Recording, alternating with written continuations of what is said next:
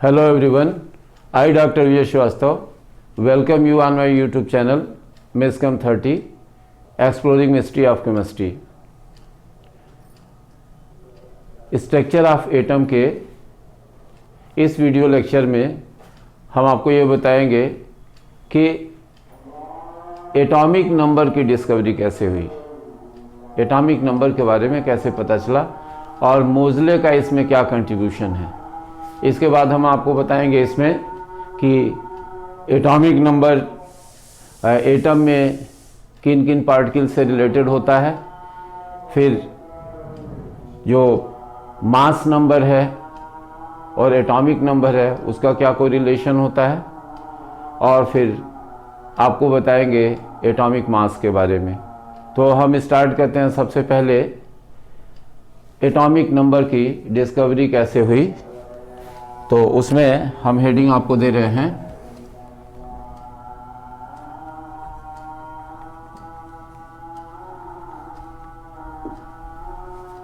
मोज़ले's work and atomic number.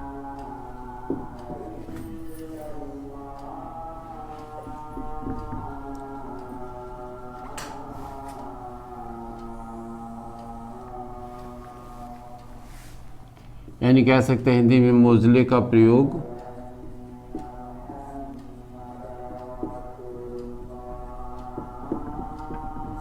तथा परमाणु क्रमांक।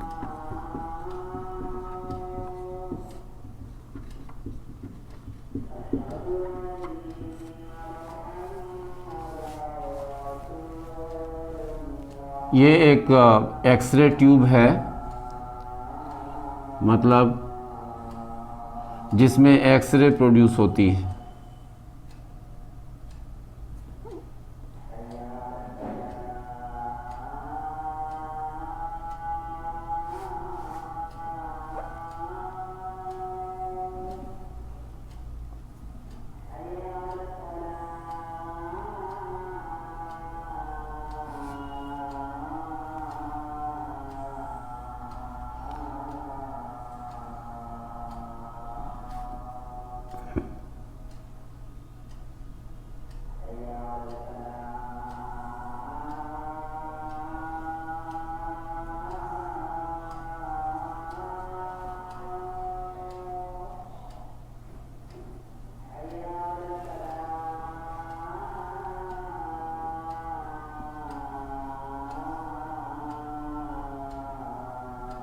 तो इसमें हम आपको बता रहे हैं कि एक्सरेज कैसे प्रोड्यूस होती हैं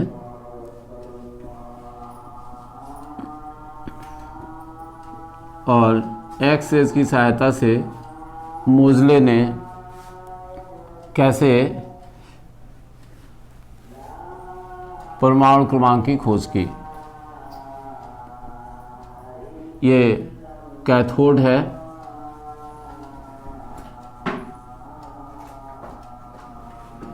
और ये मेटल टारगेट है,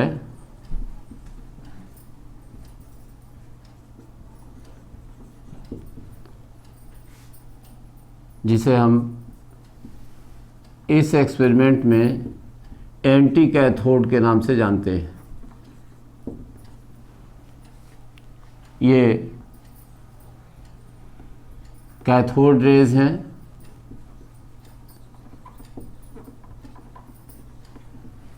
इसे कहते हैं, ये इवैक्यूएटेड ट्यूब है।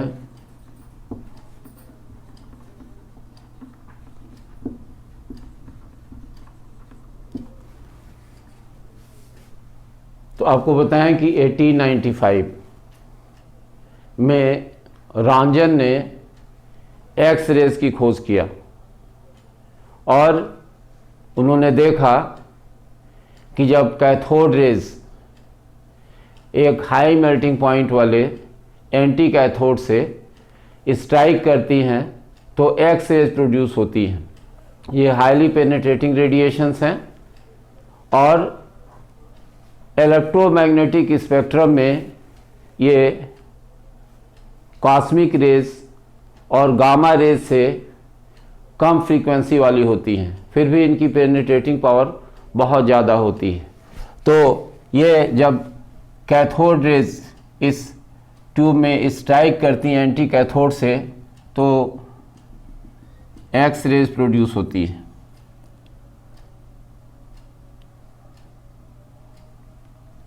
और ये एक्स रेज जब टकराती हैं किसी डिफ्रैक्टिंग ऑब्जेक्ट से,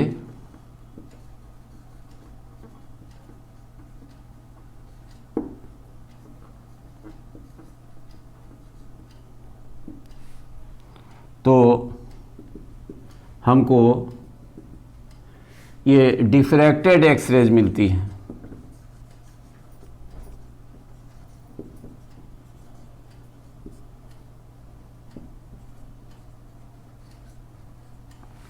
ये डिफ्रैक्टेड एक्स रेज मिलती है। तो मोज़ले ने ये एक्सपेरिमेंट 38 एलिमेंट्स के साथ किया। उन्होंने जो 38 एलिमेंट्स आपको बताएं,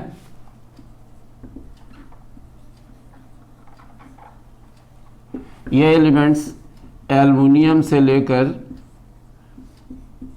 गोल्ड तक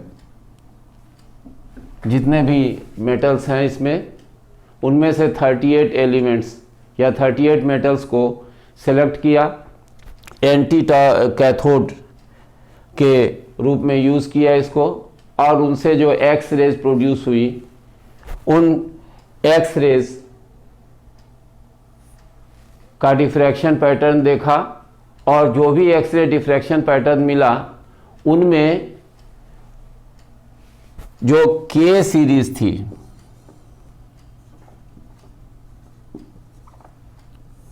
उनकी प्रिंसिपल लाइंस हैं अल्फा लाइंस।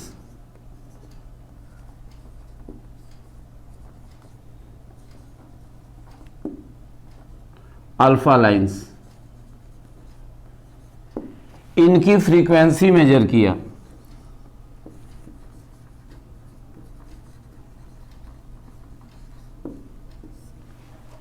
मतलब इस एक्सपेरिमेंट में जितने भी एंटी कैथोड यानी जितने high melting point metals use किए गए, या एल्युमिनियम से लेके गोल्ड तक जितने भी मेटल का एंटी कैथोड बनाया गया, एक्चुअली एनोड ही होता है जिसे एंटी कैथोड कहते हैं, और एक्सरे जो प्रोड्यूस हुई उनमें के सीरीज़ की जो प्रिंसिपल लाइंस है अल्फा लाइंस, उनकी फ्रीक्वेंसी मेजर किया। तो ये देखा कि हर एंटी कैथोड के साथ जो प्रिंसिपल अल्फा लाइंस की फ्रीक्वेंसी होती है, वह फ्रीक्वेंसी उसके मास नंबर से रिलेटेड होती है। यानी सॉरी, जो एटॉमिक मास है, मास नंबर नहीं बल्कि एटॉमिक मास से रिलेटेड होती है, यानी परमाणु भार कह सकते हैं, या परमाणु द्रव्यमान से संबंधित होती है। एक कोरिलेशन यानी मिलता है फ्रीक्वेंसी और एटॉमिक मास में। लेकिन बाद में उनको पता चला कि ये जो कोरिलेशन है, ये जो संबंध है, इससे बेटर रिलेशन उसमें मिलता है जब फ्रीक्वेंसी को कोरिलेट करते हैं हम उस एलिमेंट के पीरियोडिक टेबल में सीरियल नंबर से। यानी आवर्त सारणी में तत्व की जो क्रम संख्या है, serial number of element in periodic table, जब उससे कोरिलेट करते हैं तो रिलेशन बेटर मिलता है। और उस रिलेशन को मोज़ले ने एक इक्वेशन के द्वारा रिप्रेजेंट किया, और वो जो इक्वेशन है वो है root nu equals to A Z minus B. ये मोज़ले द्वारा दिया गया बहुत ही इम्पॉर्टेंट इक्वेशन है। ये न्यू जो होती है फ्रीक्वेंसी है या आवृत्ति,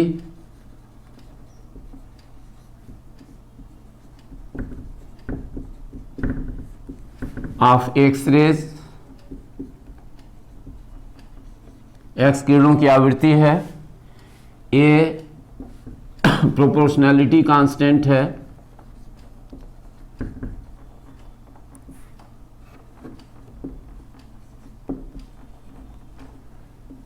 जिसे हम समानुपाती नियतांक कहते हैं,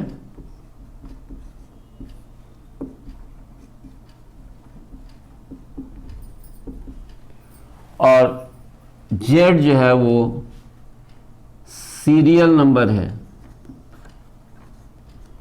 serial number of element in periodic table.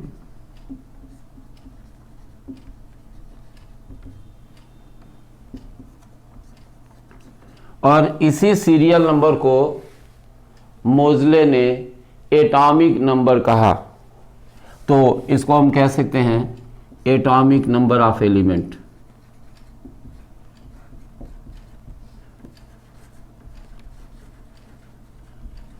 मतलब तत्व का परमाणु क्रमांक।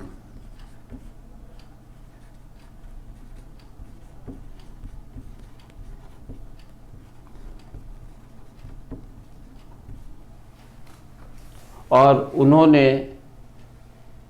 ग्राफ प्लॉट किया फ्रीक्वेंसी और जेड में। तो अभी आपको ग्राफ दिखलाते हैं। इसमें एक कांस्टेंट और है, इसे बता दें यहाँ कि जो b है ये constant for a group of X rays, यानी एक्स किरणों के समूह के लिए नियतांक। फिर से समझ सकते हैं आप, म्यू जो है वो फ्रीक्वेंसी है यानी आवृत्ति है, जो विवर्तित या डिफ्रैक्टेड एक्स रेज हैं उनकी, यानी अल्फा लाइंस की। और ए जो होता है ये प्रोपोर्शनलिटी कांस्टेंट यानी समानुपाती नियतांक है। जेड जो होता है वो एलिमेंट की जिसकी फ्रीक्वेंसी मेजर, जिससे रिलेटेड फ्रीक्वेंसी मेजर की गई थी, उसकी आवर्त सारणी में क्रम संख्या सीरियल नंबर, और उसे कहा गया बाद में एटॉमिक नंबर। तो ये एटॉमिक नंबर है एलिमेंट का। और बी जो होता है एक्स रेज के ग्रुप के लिए एक कांस्टेंट है। तो ग्राफ प्लॉट किया मोज़ले ने, और वो जो ग्राफ मिला वो इस तरह का मिला। यहाँ जेड और यहाँ root nu into 10⁻⁻8 second inverse. तो इस तरह का ग्राफ मिला।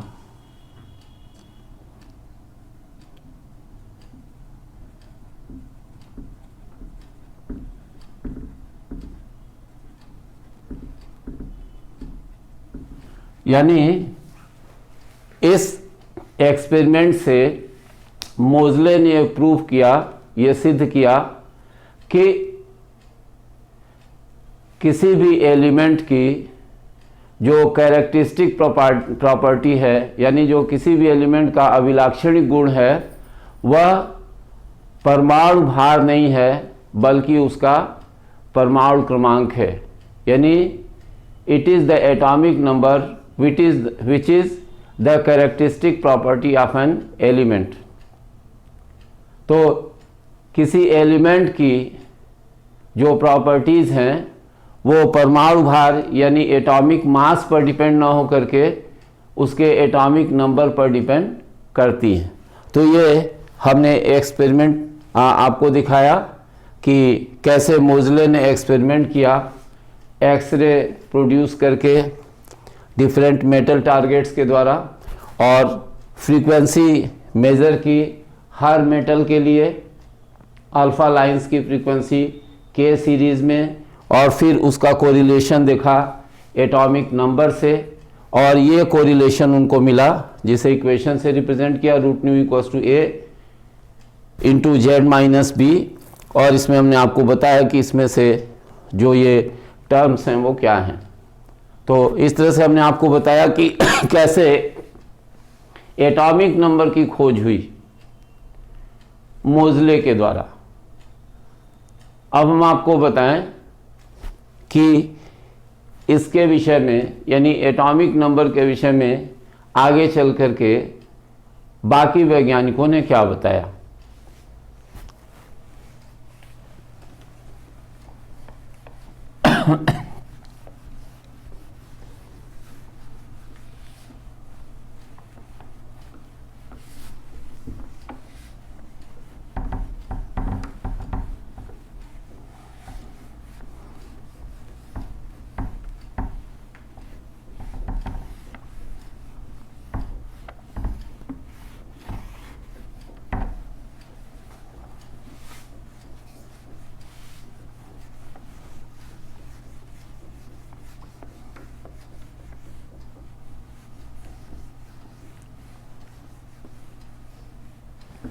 तो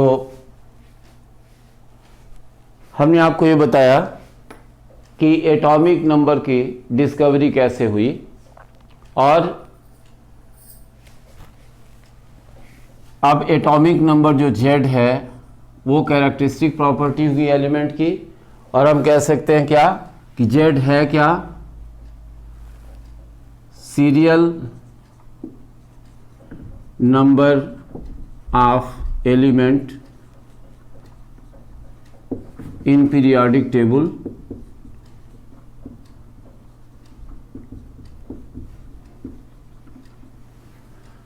आवर्त सारणी में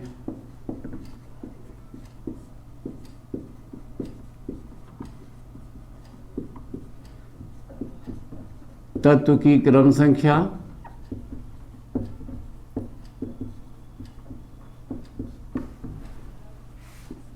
और यही कहलाया, मैंने ये जो Z है उसको वान डेन ब्रुक ने 1930 में बताया कि ये जो Z है वो एलिमेंट में न्यूक्लियस में प्रेजेंट पॉजिटिव चार्ज यूनिट्स की नंबर के इक्वल है, यानी नंबर ऑफ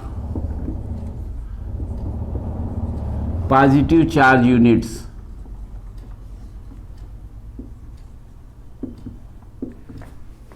इन न्यूक्लियस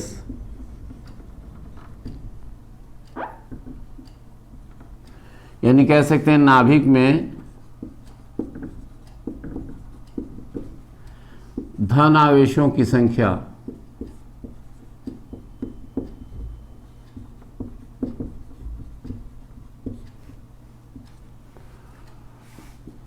तो ये जो धन आवेशों की संख्या के इक्वल इसको बताया, नाम आपको बता दें, ए वान Dane book,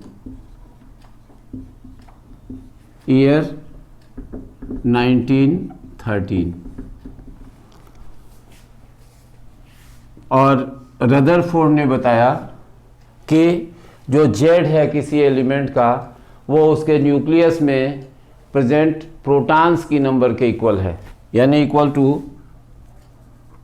number of protons in nucleus.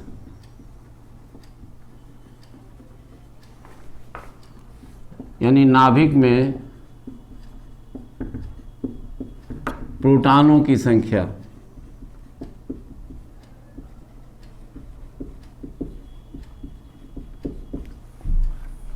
और हमें पता है कि एटम इलेक्ट्रिकली न्यूट्रल होता है, यानी वैद्युत उदासीन होता है, और एक प्रोटॉन पर जितना पॉजिटिव चार्ज होता है उतना ही निगेटिव चार्ज इलेक्ट्रॉन पर भी होता है, यानी दोनों के मैग्नीट्यूड सेम होते हैं लेकिन नेचर अपोजिट होता है। तो बताया गया कि नंबर ऑफ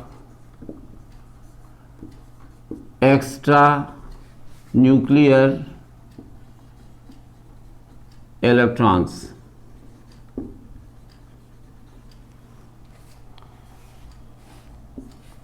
नाभिक के बाहर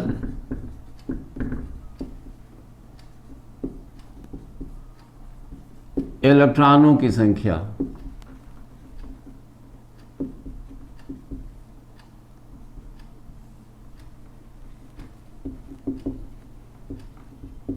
तो ये हमने आपको बताया कि किस तरह से परमाणु क्रमांक यानी एटॉमिक नंबर की खोज हुई मोज़ले के द्वारा। आपको बताएं कि मोज़ले का जो पूरा नाम है वो लिखते हैं H.G.J. मोज़ले, और उनका ये एक्सपेरिमेंट 1913 में आया। तो जब मोज़ले ने ये प्रूफ कर दिया कि एटॉमिक नंबर किसी एलिमेंट की कैरेक्टरिस्टिक प्रॉपर्टी है, तो इस आधार पर जो मेंडलीफ का पीरियोडिक लॉ था, मेंडलीफ का जो आवर्त नियम था कि the physical and chemical properties of elements are periodic functions of their atomic weights, यानी तत्वों के भौतिक तथा रासायनिक गुण उनके परमाणु भारों के आवर्ती फलन होते हैं। ये लॉ मोज़ले द्वारा मॉडिफाई किया गया और तब जो पीरियोडिक लॉ आया वो आपको बता रहे हैं।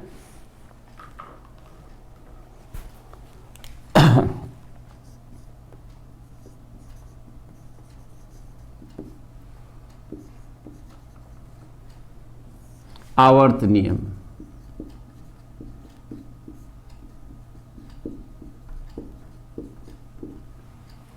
तो ये आया the physical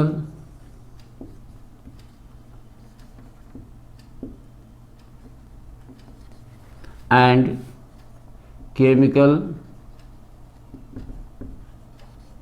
properties of elements are periodic functions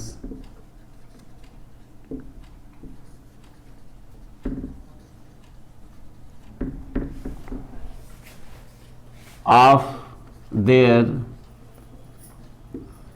atomic numbers।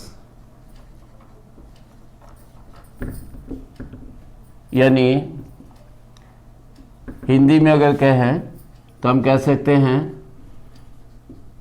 कि तत्वों के भौतिक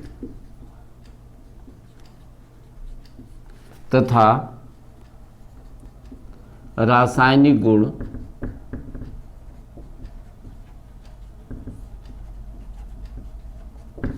उनके परमाणु क्रमांकों के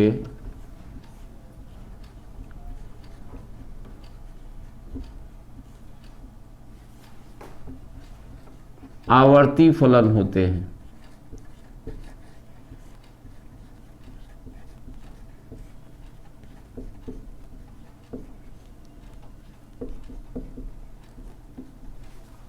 तो जब से ये लॉ मॉडिफाई हुआ पीरियोडिक लॉ, तो पीरियोडिक टेबल में जो बहुत सारी जो एनॉमलीज थी, बहुत सारे जो डाउट्स थे वो क्लियर हो गए इससे, और इस लॉ के मॉडिफाई होने के बाद जो है वो पीरियोडिक टेबल का जो फॉर्म है वो भी चेंज हुआ और हमारे सामने आया long form of periodic table, जो बोर के इलेक्ट्रॉनिक कॉन्फ़िगरेशन पर बेस्ड है। तो बोर्स पीरियोडिक टेबल भी कहते हैं, लेकिन ये जो भी टेबल आया वो इस मॉडिफिकेशन के बाद आया। यानी पीरियोडिक टेबल का जो मॉडर्न फॉर्म है या लॉन्ग फॉर्म या एक्सटेंडेड फॉर्म है, उसमें मेजर कंट्रीब्यूशन जो की रोल रहा वो इस पीरियोडिक लॉ का रहा, जिसे मॉडिफाई करके मॉडर्न फॉर्म में दिया H.G.J. मोज़ले ने।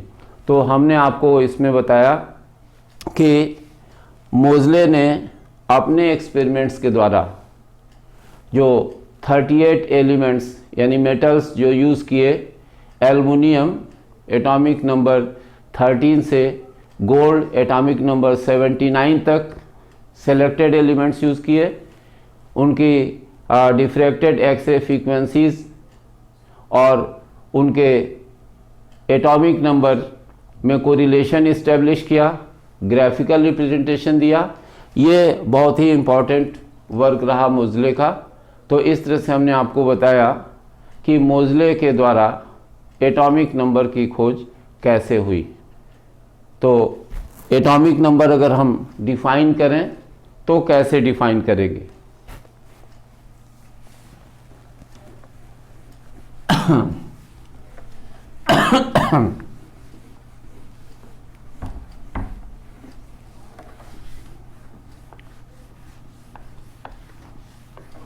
ये सारे कोरिलेशंस बताए गए हैं कि एटॉमिक नंबर किसके किसके इक्वल होता है।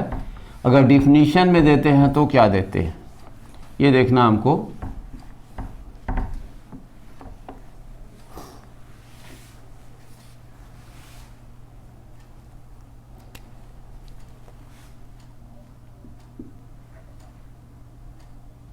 The number of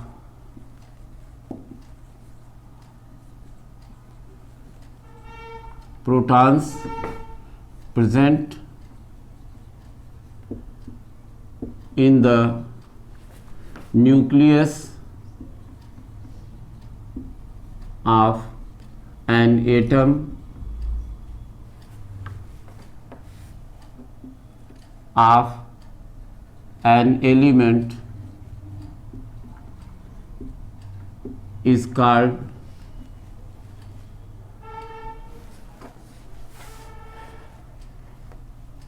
its atomic number।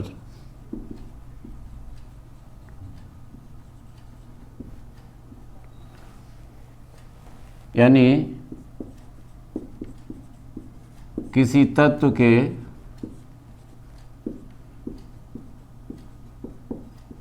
परमाणु नाभिक में उपस्थित प्रोटॉनों की संख्या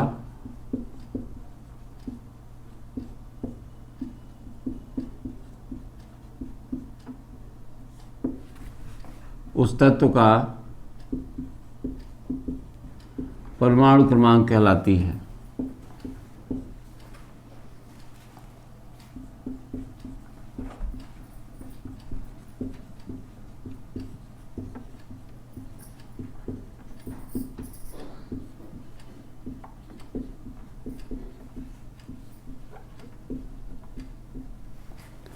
और आपको पता है कि किस तत्व के परमाणु नाभिक में जो प्रोटॉनों की संख्या है वो कक्षीय इलेक्ट्रॉनों की संख्या के बराबर होती है। इसलिए हम कह सकते हैं कि किसी तत्व में जो कक्षीय इलेक्ट्रॉनों की संख्या होती है वह भी उसका परमाणु क्रमांक कहलाती है। और परमाणु क्रमांक को हम Z से रिप्रेजेंट कर रहे हैं, यानी Z इक्वल्स टू P कह सकते हैं, number of protons equals to E means number of electrons. तो ये हमने आपको बताया कि ये एटॉमिक नंबर क्या होता है और कैसे इसकी डिस्कवरी हुई। अब इसके बाद से हम आपको बता रहे हैं मास नंबर यानी द्रव्यमान संख्या।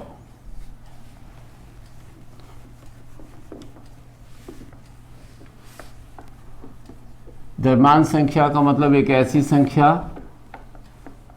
जो तत्व के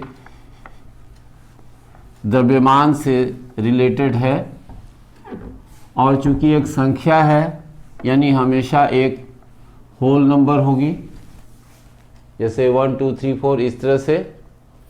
तो देखें कि द्रव्यमान संख्या होती क्या है, यानी मास नंबर है क्या।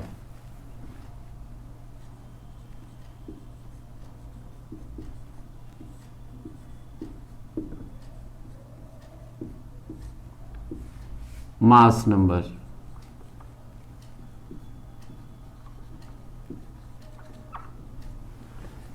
मास नंबर को हम A से रिप्रेजेंट करते हैं। It is represented by A। तो कहते क्या है इसको, the sum of number of protons and neutrons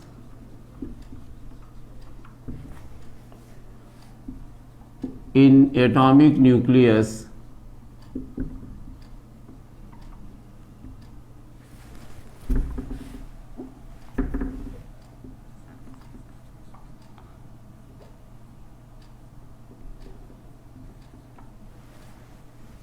of an element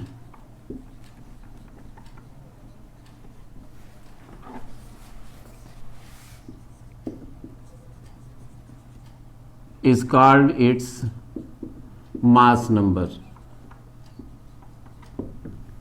यानी किसी तत्व के परमाणु नाभिक में प्रोटॉनों तथा न्यूट्रॉनों की कुल संख्या यानी इनका कुल योग जो होता है वो मास नंबर कहलाती है, द्रव्यमान संख्या कहलाती है।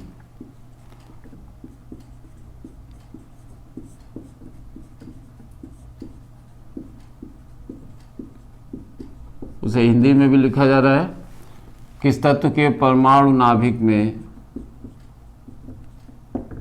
उपस्थित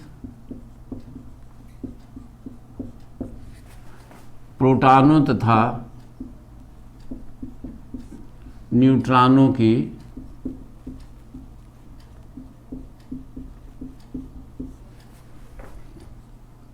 कुल संख्या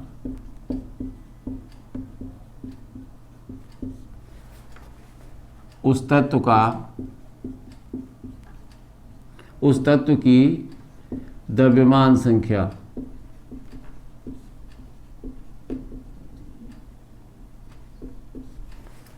कहलाती है।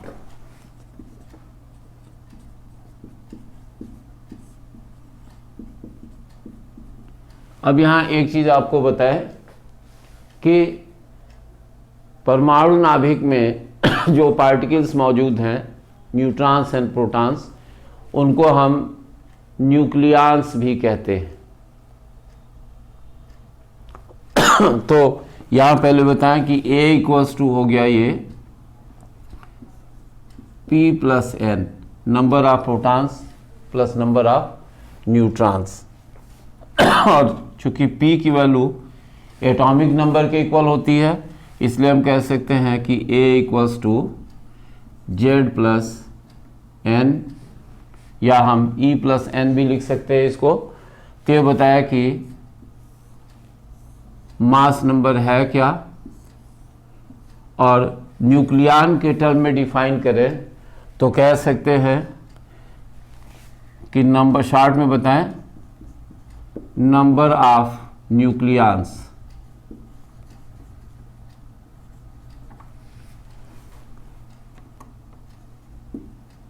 in an atom of an element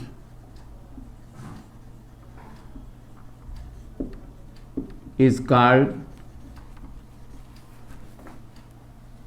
its mass number। तो इस तरह से डिफाइन कर सकते हैं कि किस तत्व के परमाणु नाभिक में न्यूक्लियॉनों की कुल संख्या उस तत्व की द्रव्यमान संख्या कहलाती है। तो ये बताया हमने कि मास नंबर क्या है और इसे किससे रिप्रेजेंट करते हैं। अब अगर हम मास नंबर, एटॉमिक नंबर और एलिमेंट तीनों के सिंबल को एक साथ यूज़ करें तो जो रिप्रेजेंटेशन लिखते हैं हम वो इस तरह से लिखते हैं। यहाँ मान लेते हैं कि X कोई एलिमेंट है और Z उसका एटॉमिक नंबर है और A उसकी मास नंबर है। तो ये रिप्रेजेंटेशन है एलिमेंट का।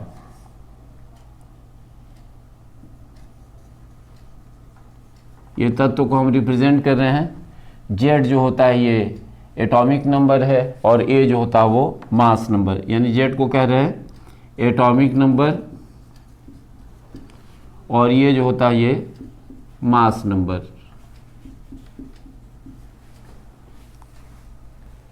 अब हम आपको बताएं कि जो ये मास नंबर है उसका एटॉमिक वेट से क्या संबंध है, तो वो रिलेशन भी देखते हैं कि एटॉमिक मास यानी परमाणु द्रव्यमान या परमाणु भार और द्रव्यमान संख्या यानी मास नंबर में क्या संबंध है। तो परमाणु भार या एटॉमिक वेट यहाँ हम डिफाइन नहीं करेंगे, यहाँ हम सिर्फ हेडिंग रिप्रेजेंट कर रहे हैं।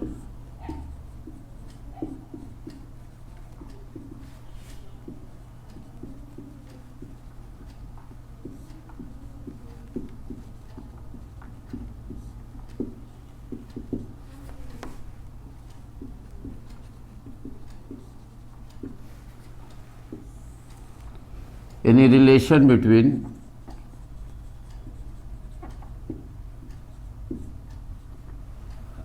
atomic weight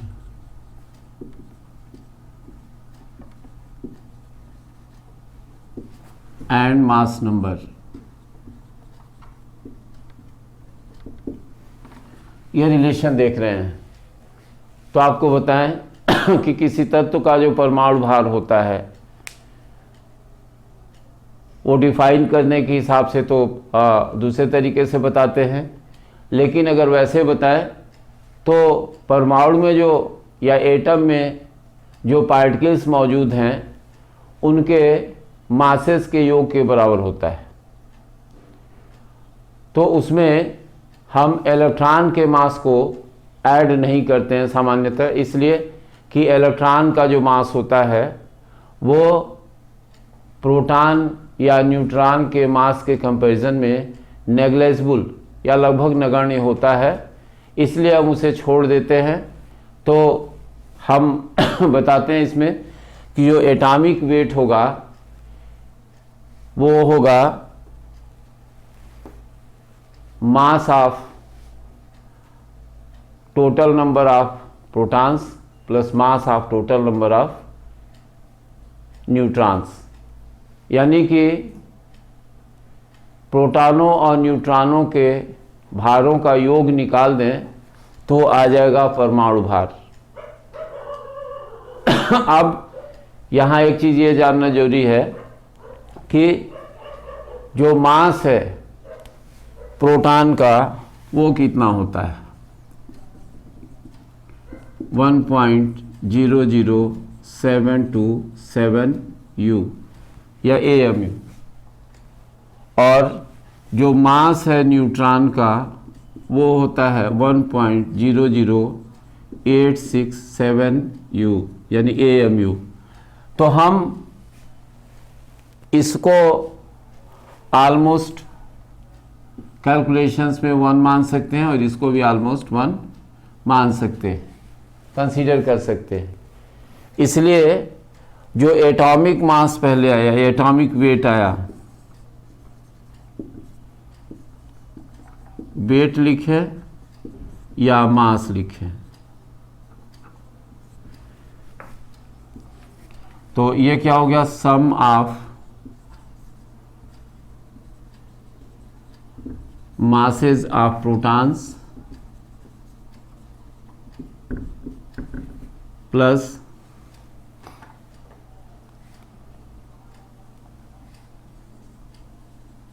sum of masses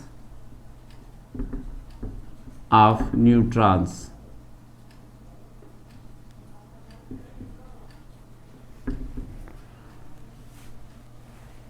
तो मतलब ये लिखने का है कि जितने भी प्रोटॉन्स हैं उनके मासेस का सम निकाल लीजिए, जितने भी न्यूट्रॉन्स हैं उनके मासेस का सम निकाल दीजिए, तो जो टोटल मास आएगा वही एटॉमिक मास होगा। लेकिन हम कह रहे हैं कि प्रोटॉन का मास ऑलमोस्ट 1 U या AMU है और न्यूट्रॉन का मास भी लगभग 1 AMU है, इसलिए इस बेस पर हम कह सकते हैं कि एटॉमिक मास या atomic weight is almost equal to mass number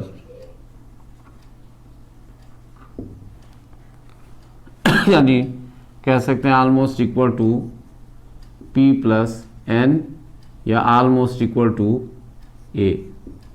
तो ये रिलेशन हम बता सकते हैं कि जो एटॉमिक वेट या एटॉमिक मास होता है किसी एलिमेंट का, वो कैलकुलेशन में जनरली मास नंबर के बराबर लेकर ही कैलकुलेट किया जाता है। तो हमने आपको इस वीडियो लेक्चर में बताया कि मोज़ले ने एटॉमिक नंबर की डिस्कवरी कैसे की, एटॉमिक नंबर एटम में किन किन पार्टिकल्स की नंबर पर डिपेंड करता है, एटॉमिक नंबर का सिग्निफिकेंस क्या है, एटॉमिक नंबर की सहायता से मोज़ले ने कैसे मॉडिफाई किया पीरियोडिक लॉ को, और फिर आपको बताया कि मास नंबर और एटॉमिक वेट में क्या कोरिलेशन होता है और क्यों कैलकुलेशंस में हम जनरली एटॉमिक वेट की जगह पर मास नंबर लेकर के कैलकुलेशन कर लेते हैं। तो इस वीडियो लेक्चर में इतना ही। बाकी हम अगले वीडियो लेक्चर में आपको बताएंगे कि आइसोटोप्स क्या होते हैं, आइसोबार्स क्या होते हैं, आइसोटोन्स क्या होते हैं, न्यूक्लियर आइसोमर्स क्या होते हैं और आइसोडाइफर्स क्या होते हैं। तो इनके बारे में हम नेक्स्ट वीडियो लेक्चर में देखेंगे। आप वीडियो लेक्चर देखते रहिए, उस पर कमेंट्स मेंशन करते रहिए, अपने व्यूज़ शेयर करते रहिए। और हमने आपको पिछले वीडियो लेक्चर में जीमेल आईडी भी बताई थी। आप अगर कोई प्रॉब्लम है तो उस पर पूछ सकते हैं। Many thanks.